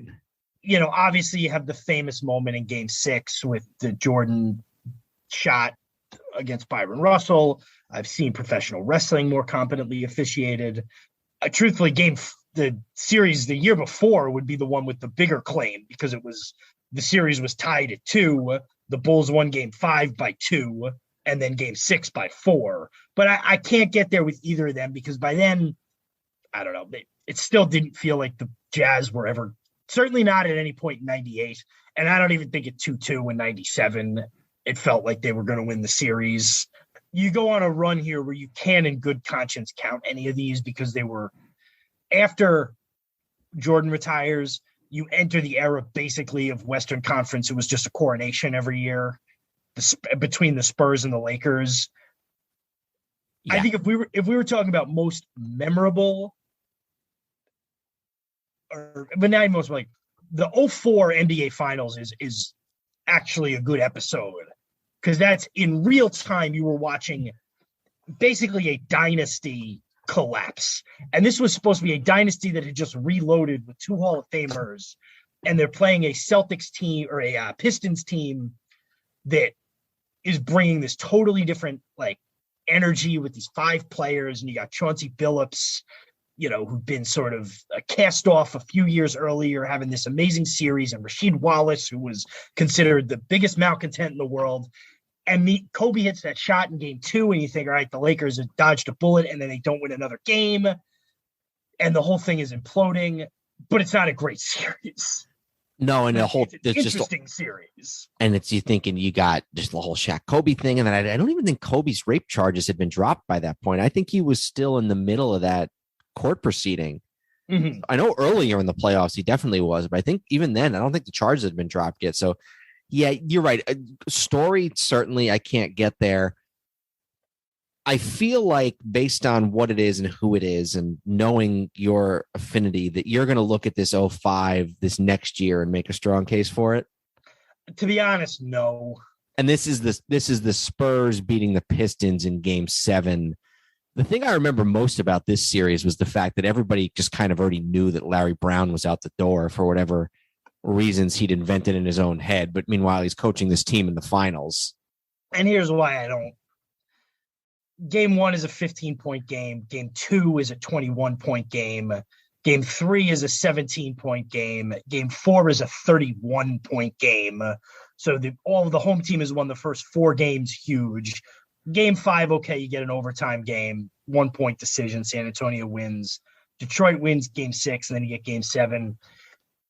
The one thing about game 5 is it's sort of the game that cements the legacy of Robert Horry because he had done it a little bit in Houston. He'd done it in LA, and now he's hitting a big shot in the NBA Finals for the Spurs. So if you want to point to something, if a moment ever gets talked about in that series, it's the Robert Horry shot in game 5. But all right, yeah, I didn't think you could go there, but I'm in agreement. Yeah. Knowing your proclivities, are you going to try to give me 5 years later? 2010 with the Celtics and the Lakers? Yeah. That was one of them that I kind of thought about because it was a 7-game series, but that kind of to me falls into some of the same. I mean, game 6, the Lakers beat the Celtics 89-67. I don't want to come across like I'm just looking at the scores and thinking, well, if it's too low of a score or too wide of a margin, but we don't want to have anti-recency bias either. No, but I don't know. I don't have a lot of what's the moment from that series that gets talked about? Game 7 was a hell of a game. And in fact, I remember we watched game 7 together. It was when we were living together in Alexandria. And the thing I remember most about that game is that Kobe was awful. That's right. Yep. And I think he ended up being like 6 for 24. He should not have been the MVP of that series. I don't remember who I thought it should be. But even that night when they named him the MVP, I said, how can you name a guy an MVP who went 6 for 24 in the clinching game? And the thing I also remember the most about that game is our test is with the Lakers by this point, and he's been playing so horribly. And isn't this the game where they pass it to our test and he's behind the line and you can hear all the Laker fans in the stadium, like they're like trying to like ward off a tragedy. It's like, no, they don't want him to shoot again. Then he shoots and makes it. I am and I'm going to look this up while we're doing this. I am 95% sure that was this game. Yeah, and this is also a game that Celtics fans complain a lot about. Well, this is a game. The free throw disparity was 37-17. The Lakers shot 37 free throws to the Celtics 17. I couldn't get there with this one. I couldn't. Yeah, I feel like I don't know that I have a good enough reason to not get there, but I think you're right. Truthfully, if you ask me, and I have a feeling you're not going to agree with this, the next year's series was a much better series, both in terms of drama and close games. And yes, it only went 6 games, but that was a loaded series in terms of intrigue. When Dallas beat the Heat. Yep. Yeah, no, I agree. I have fond memories of that series. I enjoyed watching that series very much. I just, it was not in my top 10, but I thought it was a good series. There've been a sort of a real lack of 7-game series over the last 15 or so years. So it's not recency bias so much as just there haven't been that many. All right. So now we're moving on, and we're probably only talking about 2 more, right? I would think. 2013, the Spurs and the Heat. This is what LeBron's 3rd year with the Heat. This is the Ray Allen shot in, what was that, game 6 that kept them alive? Is that what that was, right? Yeah, the game is in Miami. People are already starting to leave because they think the Spurs are going to win the game and go on and win game 6 and go on to win it. Spurs are up 5 with 28 seconds left, and they're already starting to get the trophy ready. LeBron misses a 3. The Heat keep possession. Mike Miller gets a hold of the ball, passes it to LeBron. Heat down 2. They foul Kawhi. Kawhi misses 2 free throws, or he misses one of the 2 free throws, I should say. 3-point game. LeBron misses a 3. Bosh gets the rebound, passes it to Ray Allen, who step backs and makes a 3, and they tie the game. Spurs have no timeouts, and they get a timeout, I guess, because of the review, but they go to the overtime, and then the Heat, it's close in overtime, but the Heat pulls it out 103-100, and then they go back. They're still in Miami. They're in Miami for 6 and 7 because, again, they still at this point have not changed. Last year of it. This is the last year, but I think maybe they changed it when they realized that Miami was closer to San Antonio than it was to any of the teams they played in the playoffs all year. So. Yeah, well, I think it was obviously that was put in place because the Lakers and the Celtics, and that was the 80s. They were still flying commercial, but yeah, especially when you consider a flight where you can fly over the Gulf of Mexico. Yeah, like. This was Miami just kept being in the finals. They kept playing teams. This was their 3rd straight finals, and they played 2 teams from Texas and a team from Oklahoma City. Like, these are not long flights, especially like over the water, and everybody's flying charter flights anyway. So I think the right move, one they probably should have made 4 or 5 years earlier. But I think the other thing that's important with this series to remember is it kind of changes the complexion of how that Heat era was looked at least through those 3 years. Yeah, they had won the year before against Oklahoma City. But I mentioned that 2011 series and sort of how much people looked at that as a huge, like, laugher. The Heat came into that with sort of the perception of, like, how are they possibly not going to win 3 or 4 straight titles? Well, they said it too, didn't? Was it LeBron not 1, not 2? And that first year, they were the bad guys, and they lost to the Mavericks, and everybody was happy. Everybody, was talking about. Everybody was really, like, happy for Dirk Nowitzki. They win the next year, and then they're playing the Spurs, and it was like, oh, now they're playing a real dynasty. The Spurs team that's been around for 15 years. And had they lost again, I think it would have been like, well, this team is through 3 years. They've lost twice in the finals. They've lost to 2 different teams they should have beaten because they should beat everybody. Yeah, LeBron got the 1, but whatever. And then when they won that one, it was like, okay, he's now won back-to-back. LeBron and beaten it. How many did Duncan have by that point? 3? Well, they won, no, 4, because they won one more. So 99, 03, 07. Yeah, and then they won the fourth. 05. Oh, and 05. Yeah, the one we were just talking about. So, starting in 03, that was Parker, Ginobili, Duncan. So that was a team that had won. The team they beat the year before, first of all, that Oklahoma City team, the following year, Harden's gone. So that's a team that's only really around for 1 year in that form, at least. I know this really shouldn't make a big deal, but it was a shorter season because there'd been a lockout. You're right. It didn't feel real. It was like, if this is LeBron's only championship with the Heat, it's not going to mean that much. So, and then they win. Allen hits that shot. They win Game 6, and then LeBron scores 37 points in Game 7.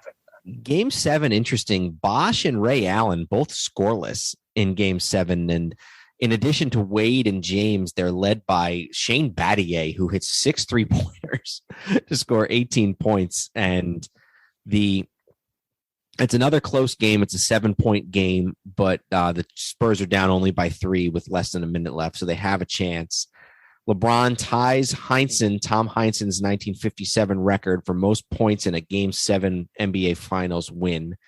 So yeah, that Game 6 is considered one of the great NBA Finals games of the 21st century, really one of the great ones of all time. And then that team is considered a mini dynasty because they're able to win that championship. I think you said that you had one more. I assume we're going to go to the same place with this, but why don't you do the honors? Yep. And this one will end up very high on the list. This is the 2016 NBA Finals. So play it forward a little. LeBron goes back to the finals another year with Miami. They lose to the Heat this time, or they lose to the Spurs rather. It's sort of clearly the end of that whole thing. They're outclassed by the Spurs.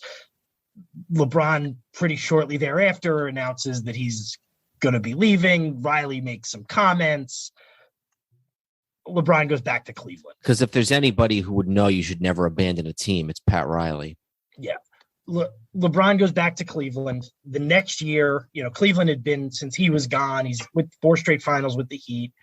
They had drafted Kyrie Irving, and they had shown a few heartbeats, but they were mostly terrible. LeBron gets the hero's welcome, kind of says like, hey, this is going to take a while. Remarkably gets them into the finals his first year and has them up 2-1 in 2015. But Kevin Love had gotten hurt in the first round of the playoffs. Kyrie Irving gets hurt, and it's just too much for LeBron to do in one by himself in that series. They lose to the Warriors, who win their first championship in 40 years or whatever. Yeah, that team in the first finals year in 15, that was like Matthew Dellavedova. That was not. Well, he's a big part of the next team too. But I'm saying LeBron's out there with nobody in that finals. Oh yeah. So you go into 2016 and the Warriors go on this insane run. They're the defending NBA champions. They go on this run for most of the first half of the year without their head coach because Steve Kerr is it's his back issue, right? Yeah. He can't So Golden State ends up 73-9. They're they break the record for the best single season record of all time. They break the 96 Bulls record. And I think most people are expecting, okay, this is probably going to be a little bit more of the same. LeBron's now in his 6th straight NBA Finals across 2 teams. The other thing that's worth noting, I think, is that they fire the coach mid-year. That's right. They fired David Blatt, who had taken the finals the year before and was a guy who kind of had come out of nowhere. And I mean, he's been around. He's been back and forth from, I think, to Europe, and then he's coached in the NBA some over the last 6 or 7 years since they let him go. I off the top of my head, I don't remember where. They bring in Tyrone Lue, who I remember making this comment, and it was only half a joke at the time. If you had told me in 2016 that Tyrone Lue was still in the league, I would have believed you. He just seemed like one of these guys who was just around all the time. So they're going in with a different, it's the same team, and is this one of the years, is this one of the years where LeBron kind of like takes some time off mid-season to recharge his battery? It might be. I don't know. How many? Let me just look that up real quick. How many? Where's LeBron's stats here? How many? LeBron in 2015 2016. How many games does LeBron play? Oh, he plays 76 games. I think it was actually might have been the year before that he did that. A couple times I remember him just like, taking a week or two. Maybe it was this year. But anyway, so he's still kind of carrying this team. So the Warriors destroy the Cavs in the first two games in Oakland by 15 and then by 33. And it is not looking like a series that's going to go very long. The Cavs get a blowout in game 3 back in Cleveland. And the other thing too is that Love is hurt. Love doesn't play in game 3. Kevin Love is out with a concussion in game 3. So they're really up against it. So they win. They go to game 4. I actually remember I was in New York City watching this with friends of mine at a bar. It's a Friday night. The Warriors win 108-97. But the most important part of this game was towards the end of the game, Draymond Green and LeBron James get into a scuffle. As Green is on the ground, LeBron goes to sort of step over him, and Draymond Green essentially punches him in the crotch. So the Warriors win. They're still up 3-1. They're going back to Oakland for game 5 because now we're back into the 2-2-1-1-1 format. Draymond Green is suspended for the game because he had accumulated his 4th flagrant foul of the playoffs. First player suspended from playing in the final since Jerry Stackhouse in 2006. I guess I didn't realize it. Do you remember what Draymond Green did that night? He was in a luxury box at the A's game next door. Oh my God. Watching the game on because he obviously couldn't be in the stadium. I think when you're not even allowed to be in the building. Yeah. Although I do remember one time Joe Torre in the Yankees luxury box one game when he had got suspended for a game, but probably different rules for that. This game they're in Oakland. Cleveland wins 112-97. LeBron and Kyrie Irving each scored 41 points. They were the first teammates to go for 40 each in a game. They get the win. Andrew Bogut is injured in the game. So he's out the rest of the series. Cleveland stays alive. They go back to Cleveland for game 6, and the Cavs win 115-101. The Cavs got up big early and mostly held on to that. And LeBron scored 40 again. First player to have consecutive 40-point games since Shaq in 2000.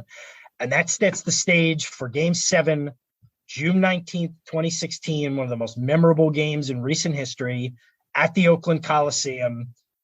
Cavs have won 2 in a row. Warriors coming, the greatest regular season of all time. Doesn't mean as much if they don't win this game. Warriors play most of it from ahead. There is the very famous play of LeBron chasing down from the other end of the court. Andre Iguodala is going to go for a layup, scores tied at 89. LeBron runs from the opposite end of the court, closes in on Iguodala, and delivers the block, which is followed immediately by Kyrie Irving hitting a 3 to give the Cavs a 3-point lead with just under a minute left. There's a book by 2 gentlemen here, Brian Windhorst, who's a ESPN. I don't know if he's still with ESPN, but he was with ESPN for a long time. He covered the NBA, mostly covered LeBron for most of LeBron's career, and then a co-author by the name of Dave McMenamin, who's also been an NBA writer for a long time. They wrote this book called Return of the King, which is about exactly what it sounds like. It's about LeBron's return to Cleveland and subsequent championship. Incidentally, this guy, Dave McMenamin, he was the ghost writer for Gilbert Arenas' blog. So I bet he had some interesting stories to tell. But anyway, they talk about how the last chapter of this book is called The Block, the Shot, the Stop. And it's all 3 of the Cavs' big 3 shining in this last minute of this game 7. So they get the block that Andrew talked about, LeBron on Iguodala. And I still remember watching this because it was just like, where did he come from? And this block blocks him off the backboard, and it's just crazy. Then they come down. Irving hits the shot to go up 92-89. And then what they talk about in the third thing is that they've got Love guarding Steph Curry, and Love gets his hand in Curry's face, and Curry shoots a three, but it doesn't go in and it misses off the rim. And then the Cavs have the ball, and then you're playing the fouling game and everything. Well, and there is one more aspect to that though. So they get the stop, they're up 3 points. LeBron, there's a fast break, and LeBron, could probably dribble and get fouled, but he's going to try to put the game away with a dunk. He gets fouled, lands hard on his wrist, is visibly in a lot of pain. He's got to get up and make at least one of these free throws to ice the game or to put the game as a 2-possession game. And keep in mind, too, you're playing a team with Curry and Thompson who can hit threes from anywhere on the court. So, yeah, going up 4 is a big deal. Fouled, of course, by Draymond Green. He makes one of them. I believe he missed the first one and then made the second one. And then, down 4, the Cavs are struggling, or the Warriors are struggling to get a shot off, but wouldn't have mattered anyway because it's a 4-point game.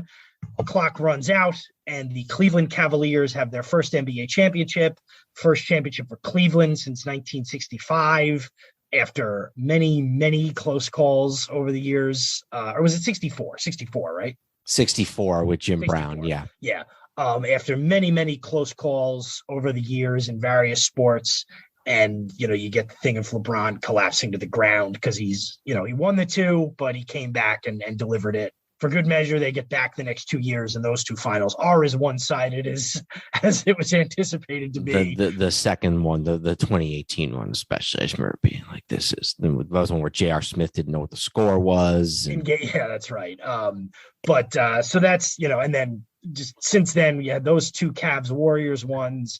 Then you had the Warriors over the Raptors, which was also a big upset, but doesn't rank as one of the best of all time. And then since then, we had the weird bubble finals with the Lakers and the Heat. And then last year, we had the Bucks over the Suns. And that 2021 would have had to have been really epic, played in an empty building. That would have had to have been, I don't know what, but it wasn't. Incidentally, 2016 would be a good year to do an episode on at some point, because you have that finals, you have that crazy Cubs World Series. If you're looking 2016 season, you got the Giants were actually good for the first time the only time in 10 years. But that's the year the Patriots make the 28-3 comeback against Atlanta in the Super Bowl. Okay. And then I'm sure with it being 2016, I'm sure you got some Olympic stories in there. Phelps was still around, I think. And so anyway, something to keep in mind. Maybe in 2026, we'll do a 10-year retrospective on 2016. So you were on board with all of my 10, and then you wanted to add the 94 Knicks Rockets. I'm not sure which of Well, if I had to choose between that and 93, I'd put the Suns. Well, I don't know. Okay. I mean, we can go with your 10. I might have to. Do you have an order for them? I did not have an order. I just listed 10. All right, let's just keep your 10. And I don't know. We need to go 1 through 10, or do you want to just go 1 through 5? Well, let's do 1 through 5. What's the best NBA finals of all time to you? So ones that are in contention based on what you said, based on what we've talked about, 2016 is in contention. I have a tough time quantifying the older ones. So I think 57 probably belongs up there with epic games. Okay. I mean, yeah, I guess it's hard at this point. 84, yeah, just because of who it was. 88? Not as much with 88. 13 probably could be on there. Adam, this might be a little bit too hard to do. You warned it at the end of a 2-hour episode. What do you think is the best ever? Again, I don't know that I have enough perspective. Of the ones in my lifetime that I remember, so really, I mean, I guess I could say my lifetime taking 88 out of it, but like 2016 is the best one I ever witnessed live. Yeah, I agree. Because of the story, because of the games. You had the Game 7 that lived up to it. So I would be hard-pressed to put that any less than like third on the list. I could see that. I would probably make a case for 84. The one thing that kills the 2016 finals for me, not kills it is not what I'm saying. The one thing that maybe knocks it back a peg is I remember even thinking at the time that this sort of off the court, I mean, it wasn't technically off the court, but like if Draymond doesn't get suspended, they probably don't lose that game 5. I mean, they did lose game 6 and 7 with him, but I understand what you're saying. But game 6 was back in Cleveland, then game 7 was a game 7. You're down 3-1. You're on the road. You've just lost. I understand what you're saying. I think I would agree more with that if there was the implication that he didn't do anything to get suspended. He deserved to be suspended. Oh, I agree. I'm pulling up a website I found that ranked the top 10 just to give you there for good measure. They had, is this the one that's way too current? Because there's one that does a decent job talking about all of them, and there's one I had that's just like all like modern ones. This seems like the one that's a little bit better. So this one has 84 is number 1. Yeah. 2013 is number 2. Okay. 2016 is number 3. 69 is number 4. Yeah. They have 78, which we didn't even talk about, as number 5. We talked about it briefly. That was the Bullets and the Sonics. Then 70 is number 6. Okay. 88-7, 57-8, 62-9, and then they have 93-10. Okay, so they were about where we were. Yeah, a couple of differences. If I had to pick a 6-game series, I would probably go 93. I think the 87 Lakers-Celtics series was a really good one, too, because that's got that epic game 4 when Magic hits the sky hook, the baby hook. And there's this, if you look at the video clip, there's like 7 Hall of Famers on the court between the two teams for the last shot of the game. For sure. So that's another good one. Yeah, I think that list basically gets at it. I think probably 84 and 16, especially if we're talking kind of modern era, like, my lifetime, the last 40 years. I would say that. I do think that a lot of those Lakers-Celtics series, or even some of those Celtics-St. Louis series, are absolutely epic, and you shouldn't discount those. But yeah, I mean, sort of if you made me make one pick, I'd probably go 84 and then 16 second. 84, I think 1-7 was probably a better series. The way Cleveland won that game 7 and 16 is probably not, that's probably above any other game 7 win. I'd have to take a minute to think about it, but that's my initial instinct. I think that's correct. I think that's the best way to look at that. Cool. Well, this will be a good way. We'll get this out in the next couple of weeks. It'll be a good way to sort of get ourselves into the NBA, get everybody into the NBA finals. Yeah. By the time, as we're recording this, we're getting towards the end of the second round. So, by the time it's up, we'll probably be well into the conference finals, and we can go from there. And hey, maybe we'll get lucky, and this year will be another finals that's worthy of discussion down the line. And it won't be Boston Lakers, to say the least, at the very least. Could still be Boston, but we'll see what happens. And it won't be Philly either. You'll know when we recorded this by him saying that, because by tomorrow that will not be a possibility. Maybe not. Yeah, be interesting to see. All right. Well, thank you all for joining us. This was fun. We like doing a list, and this was a good way to kind of breeze through the history of the NBA finals. And until our next journey into the world of sports history, I'm Dan Newman. And I'm Andrew Newman. Goodbye, old sports. This podcast is part of the Sports History Network, your headquarters for the yesteryear of your favorite sport. You can learn more at sportshistorynetwork.com. At the Sports History Network, we're all about sports yesteryear, and so we're so pleased to introduce you to Row One, an online memorabilia gallery and shop that brings your sports history to life anywhere. The Row One gallery includes over 5,200 gorgeously reproduced prints of team posters, game program covers, game tickets, advertisements, and more in baseball, pro and college football, pro and college basketball, and more. And any gallery item may be printed in a variety of sizes on wood, metal, canvas, acrylic, or poster paper. And in Row One shop, check out the thousands more of unique unique items with the retro and historical designs dating back to 1876, including t-shirts, long sleeve shirts, phone cases, mugs, blankets, pillows, towels, and even shower curtains. Go to sportshistorynetwork.com, ROW1, for access to the full Row 1 catalog and for gallery prints and gift items, plus get a 15% discount off all prints on the Row 1 Pictorium Gallery with coupon code SHN15. Follow the link on the show notes.